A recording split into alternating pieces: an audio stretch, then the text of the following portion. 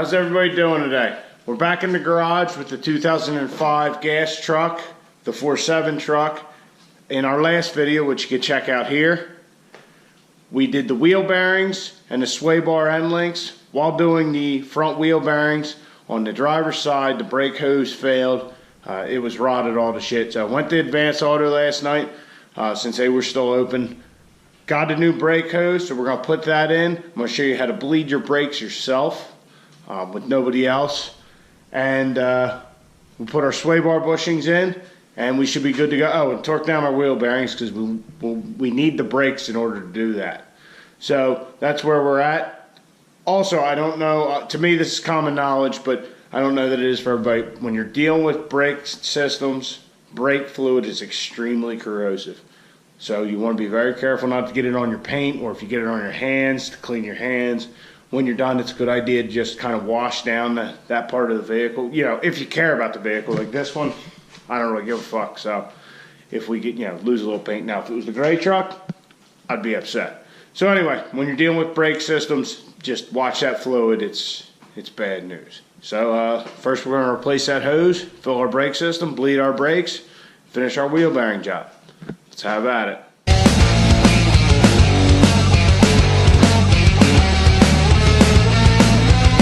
I'd rather wake up next to a stranger than wake up next to you. It's your weekly routine that bothers me. Before you hurt yourself, just leave. This ain't the end of me. All the things that I could be, this is the end of you. After all that we've been through, this ain't the end of me. All the things that I could be, this is the end of you. After all that we've been through.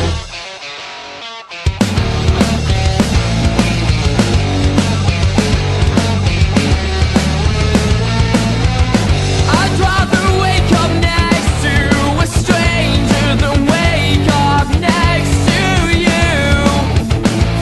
'Cause you're covered in sick. Do you know who you are? I'm so glad I'm not you. Here's our old hose. As you can tell, that one fitting is all corroded on the inside and it doesn't want to move. Rather than cut it off and re-flare it, I'm going to try and just spin this on the new one without cutting. So here's our new one. Here's our new hose, our new copper washers. So there's two of these. There's a banjo bolt like on the fuel lines for the diesel. So one will go on either side of this, bolt in the middle. So I'm going to try and spin this on and tighten this up with leaving that fitting on the truck. This will go in the bracket, and then there's a little clip that goes on there. I mean, it's it's just a brake line, but so we're gonna try and do that. Hopefully it works. It's gonna be a little bit more of a pain in the ass. This ain't the end of me. All the things that I could be, this is the end of you. After all that we've been through, this ain't the end of me. All the things that I could be, this is the end of you. After all that we've been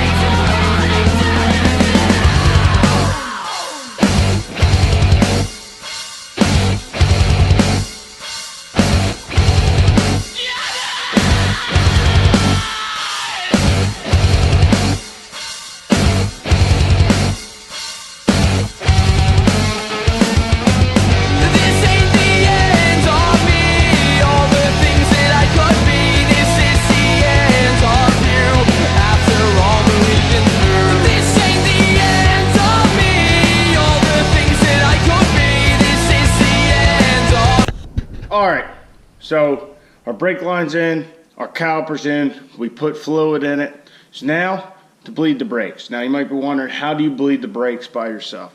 Well, simply we use this.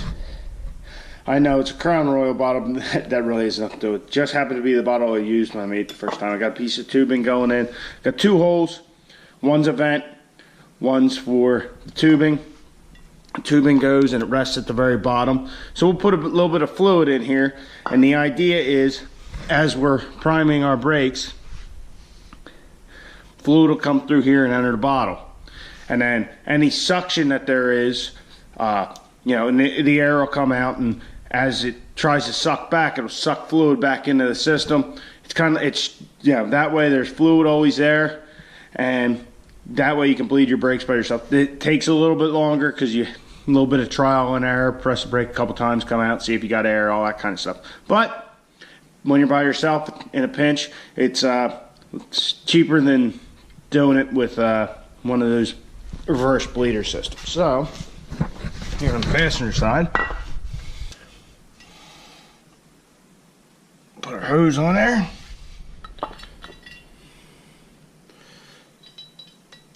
Fill the our brake bleeder system here with some fluid.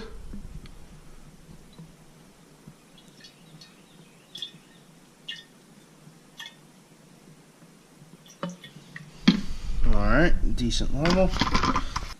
Put that in here, like so.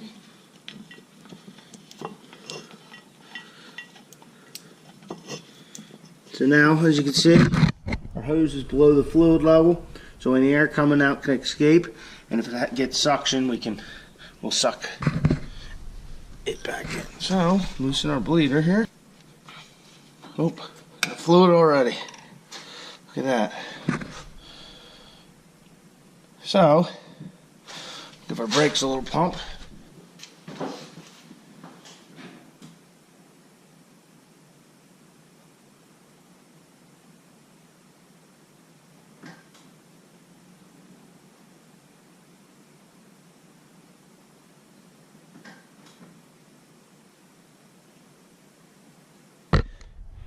Pull our airs out. Tighten this bleeder down.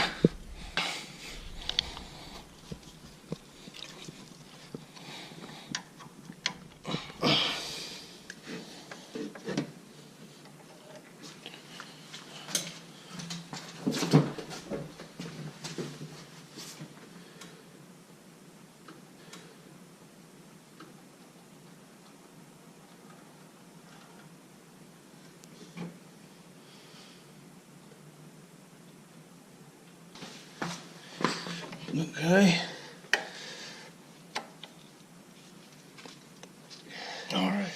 Tighten up our bleeder. See how this pedal feels.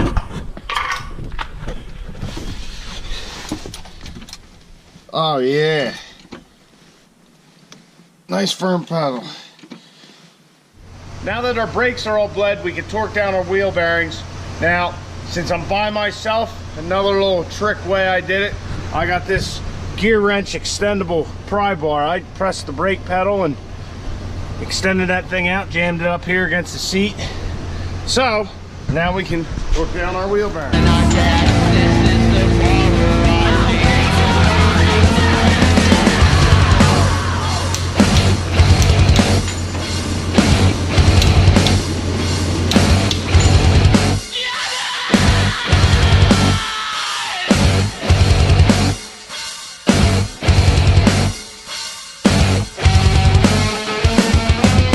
This ain't the end of me, all the things that I could be. This is the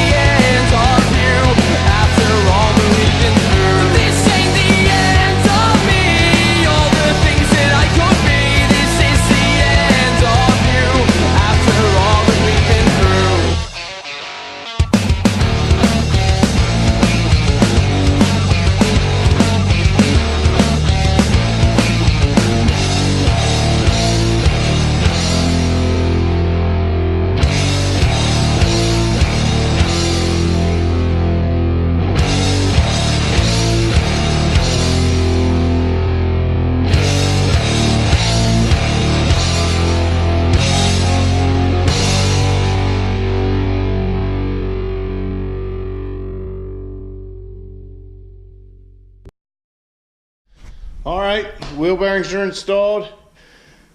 New brake lines installed. Brakes are bled. The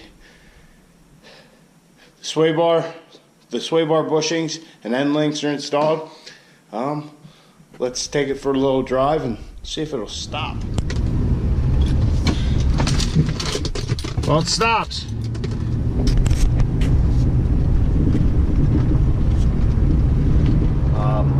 So we're getting the white truck, try and get it inspected on Monday. It should pass.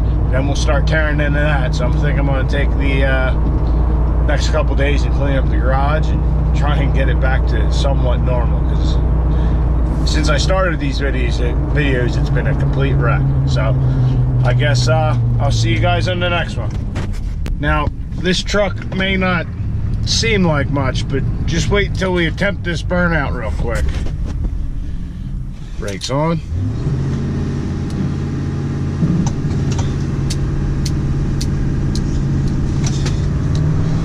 Yeah, that's right. Absolutely nothing. Oh, she's a speed demon. Look at that. 0 to 60 in about 10 seconds.